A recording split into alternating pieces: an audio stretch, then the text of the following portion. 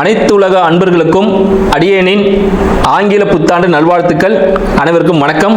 இந்த ஆங்கில புத்தாண்டு பார்த்தீங்கன்னா, ஆங்கில புத்தாண்டுல இந்த உலக மக்களாகிய நம் அனைவருக்கும் சரிங்களா எத்தகைய சிறப்பான பலன் இருக்க போகுது அப்படின்னு பார்ப்போம்.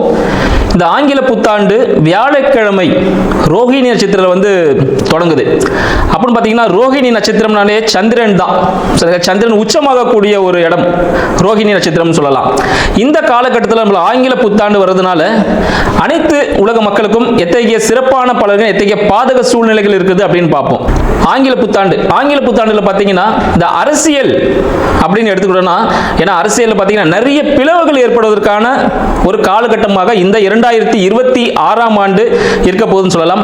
பல கட்சிகள் சிதறி போகக்கூடிய ஒரு காலகட்டமாகவும், ஆட்சி அமைத்துள்ள கட்சி மீண்டும் ஆட்சி அமைவதற்கான ஒரு சாத்திய கூறாகவும் இந்த ஆங்கில புத்தாண்டு இருக்க போகுதுன்னு சொல்லலாம்.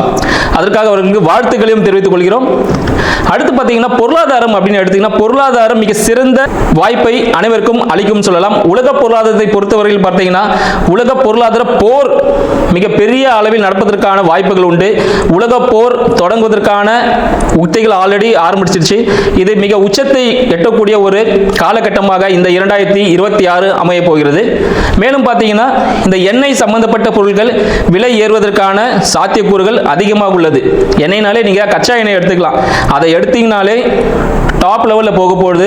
அதனால தங்கம், வெள்ளி மிக உயர்ந்த இடத்தை அடைய போகுதுன்னு சொல்லலாம். பொருளாதாரத்தில் மிக பெரிய ஒரு மாற்றத்தை ஏற்படுத்த போகுதுன்னு சொல்லலாம். இதனால இந்தியாவில் என்ன இருக்கும் அப்படின்னு பார்த்தீங்கன்னா, இந்தியாவில் பல நாட்டிலிருந்து பல பேர் முதலீடுகளை செய்வதற்கான ஒரு வாய்ப்பாக இந்தியா அவங்களுக்கு வழிவகுக்கும் சொல்லலாம். இதனால இந்தியாவோட பொருளாதார முன்னேற்றம் மிகவும் சிறப்பானதாக இருக்கும் அப்படின்ற விஷயத்தையும் நம்ம தெரிஞ்சுக்கலாம். பொருளாதார ஈர்ப்புக்காக பல்வேறு சலுகைகளை அரசாங்கமும் தனியார் நிறுவனமும் வழங்குவதற்கான வாய்ப்புகள் அதிகமாக இருக்குன்னு சொல்லலாம். இது மட்டும் இல்லாமல் பார்த்தீங்கன்னா, வான்வழி தாக்குதல்கள் அதிகரிக்கும். வான்வழி போர், வான்வழியான விபத்துகள் அதிகமாக நடக்கக்கூடிய ஒரு ஆண்டாக இந்த மாதம், இந்த 2026ஆம் ஆண்டு திகழப் போகிறது. கடல் சார்ந்த போர்களும் அதிகரிக்கக்கூடிய ஒரு காலகட்டம். இந்த காலகட்டத்தில் பார்த்தீங்கன்னா, இந்த ஒரு வருட காலத்தில் நிறைய ரயில் சம்பந்தப்பட்ட விபத்துகள், கனரக வாகனங்கள், மலை பிரதேசங்களில் பார்த்தீங்கன்னா இந்த பாறையில உருண்டு விழும் பாருங்க. ஸோ அது மாதிரியான விபத்துகள் நிறைய ஏற்படுத்தும் வாய்ப்புகள் உண்டு. அழிவுகள் கொஞ்சம் கண்டிப்பாக இருக்குன்னு சொல்லலாம்.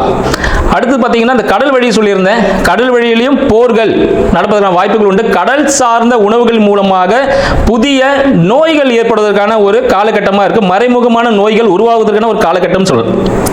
அடுத்து பார்த்தீங்கன்னா, விவசாயம் எடுத்துக்கணும்னா, பொருளாதாரத்தில் விவசாயம் மிக சிறப்பான ஒரு விளைச்சலை தரக்கூடிய ஒரு ஆண்டாக இந்த மாதம் விளங்க போகிறது. இந்த ஆண்டு முழுவதுமே பார்த்தீங்கன்னா விவசாயம் நல்லபடியாக இருக்கும். வெயில் மிகவும் சுட்டெரிக்கக்கூடிய ஒரு இடமாக இந்தியா இருக்கும். சரிங்களா, இந்தியாவில் பார்த்தீங்கன்னா வெயில் ரொம்ப அதிகமான ஒரு தாக்கத்தை ஏற்படுத்தும் சொல்லலாம். மழையின் அளவு சற்று குறைவாக இருக்கும். இதனால் வெயில் காலங்களில் பல்வேறு நோய் உபாதைகளுக்குரிய மக்கள் ஆட்படுவார்கள் அப்படின்ற விஷயத்தையும் சொல்லலாம். பல்வேறு நிதி நிறுவனங்கள் லாபம் அளிக்கக்கூடிய வகையில் பல்வேறு சலுகைகளை அளிக்கும். இதனால் நம்பி யாரும் ஏமாற வேண்டாம். அந்த சலுகைகள் நம்பி நீங்க சேரும் பொழுது கண்டிப்பாக மோசடிகள் நடைபெறுவதற்கான வாய்ப்புகள் உண்டு. வங்கி மோசடி நடைபெறுவதற்கான வாய்ப்புகள் உண்டு. மேலும் வங்கி மற்றும் ரியல் எஸ்டேட் துறை, சரிங்களா, ரியல் எஸ்டேட் துறையிலும் பார்த்தீங்கன்னா ஒரு சில வீழ்ச்சிகள் ஏற்படும் அப்படின்னு சொல்லலாம். ரியல் எஸ்டேட் துறையில் போனீங்கன்னா வீழ்ச்சிகள் ஏற்படுவதற்கான வாய்ப்புகள் அதிகமாக உள்ளது. இதற்கு அரசாங்கத்தில் சிறிய பிளவுகள் ஏற்படும். சரிங்களா, ஆட்சியில் இருக்கும் சிறிய பிளவுகள் ஏற்படும். அது சரி செஞ்சு திருப்பி அவங்கள தான் ஆட்சியிலையும் இருப்பாங்க. தற்பொழுது இந்த 2026ஆம் ஆண்டு நமது 12 ராசிகளுக்கும் எத்தகைய சிறப்பான சாதக பாதக பலன்களை தரப்போகுது என்று நம்ம பார்ப்போம். வீடியோக்குள்ள போலாம் வாங்க. சிம்ம ராசி அன்பர்களுக்கு இந்த ஆங்கில புத்தாண்டு 2026ஆம் ஆண்டிற்கான பலன்களை பார்ப்போம். முதலில் சிம்ம ராசி அன்பர்களுக்கு அடியேனின் ஆங்கில புத்தாண்டு வாழ்த்துக்களை தெரிவித்துக் கொள்கிறேன். ஆங்கில புத்தாண்டு இவங்களுக்கு எப்படி எவ்வளவு சாதகமாக இருக்க போது, எவ்வளவு பாதகமான விஷயங்களை இவங்க அனுபவிக்க போறாங்க அப்படின்றது பார்ப்போம். சிம்மராசிகர்கள் பார்த்தீங்கன்னா ஆல்ரெடி அஷ்டம சனி அப்படின்னு சொல்லிட்டு நிறைய விஷயத்தில் பயந்துட்டு இருக்காங்க. ஆனால் உண்மையாக பார்த்தீங்கன்னா அவங்களுக்கு அஷ்டம சனியில் பாதிப்புகள் இருக்கான்னு கேட்டிங்கன்னா அந்த அளவுக்கு இல்லைன்னு தான் சொல்லணும். ஏன்னு பார்த்தீங்கன்னா அதற்கான தசாபுத்திகள் அது அவங்களோட கோச்சாரத்தில் கனெக்ட் ஆகும் பொழுது தான் அதுக்கான பலன்களை அவங்க அனுபவிப்பாங்கன்னு சொல்லலாம். ஏன்னா சிம்ம ராசியின் அதிபதியான சூரிய பகவான் இந்த ஆங்கில புத்தாண்டில் பார்த்தீங்கன்னா தனுசு ராசியில் இருக்கிறார். ஸோ 5ஆம் இடம் 5ஆம் இடம் பூர்வ புண்ணியஸ்தானம் சொல்லுவாங்க சிம்மராசிக்கு. சரிங்களா? இது காலபுருஷனுக்கு 9ஆம் இடமும் கூட. அப்போ பாக்கியமான விஷயங்களை நோக்கி இவர்களின் பயணம் இருக்கும் அப்படின்னு சொல்லலாம். குழந்தை அதை சார்ந்த ஒரு தேடல் இருக்கும் அப்படின்னு சொல்லலாம். அடுத்தது பார்த்தீங்கன்னா இவங்களுக்கு ஆன்மீகம் நாட்டம் மிக அதிகமாக இருக்கும். ஆன்மீகம் சார்ந்த தேடலில் இவர்கள் இருப்பாங்க. நிறைய விஷயம் தெரிஞ்சுக்கணும், இந்த பிரபஞ்ச ரகசியங்களை தெரிஞ்சுக்கணும் அப்படின்னு சொல்லிட்டு நிறைய ஒரு ஆர்வத்தோடு இருக்கக்கூடிய ஒரு மாதம் இந்த மாதம் அப்படின்னு சொல்லலாம். இந்த 2026ஆம் ஆண்டு முழுக்க பார்த்தீங்கன்னா இவங்களுக்கு அவங்களோட குலதெய்வ வழிபாடு மிக சிறப்பான ஒரு அம்சத்தை கொடுக்கும். தாய் மாமன் இல்லை மாமன் உறவு முறையில் உள்ளவர்களுடன் ஒரு இணக்கமான சூழ்நிலை ஏற்படும். இன்கேஸ் அவங்களோட தாய் மாமா யாரா இருக்கிறாங்க அப்படின்னு மாமனார் யாரா இருக்கிறாங்க பார்த்தீங்கன்னா அவங்க மூலமாக ஒரு பெரிய ஒரு ஜாக்பாட்டான ஒரு வருமானம், ஒரு கிஃப்ட் மாதிரி சில பொருட்கள் வந்து அவங்களுக்கு கிடைக்கிறதுக்கான வாய்ப்புகள் அதிகமாக இருக்குன்னு சொல்லலாம்.